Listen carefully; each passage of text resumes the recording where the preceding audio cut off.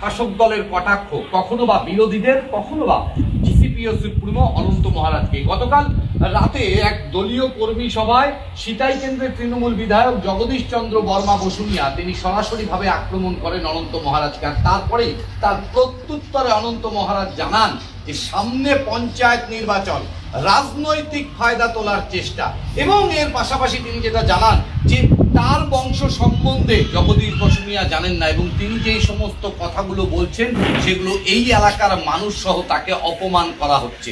আগামী দিনে মানুষ তার উত্তর দেবে। সামনে পঞ্চায়েত নির্বাচন, তাই তার মাথা খারাপ হয়ে গেছে। কিন্তু প্রশ্ন হচ্ছে বারবার কেন এই ধরনের আক্রমণ? ব্যক্তি আক্রমণের রাজনীতি কি তাহলে এখন তৃণমূলের হাতিয়ার?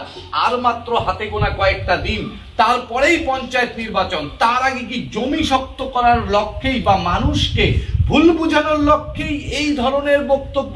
এ নিয়ে কিন্তু উঠছে প্রশ্ন। কুচবিহার থেকে কিংশুক দত্ত, রিপাবলিক বাংলা।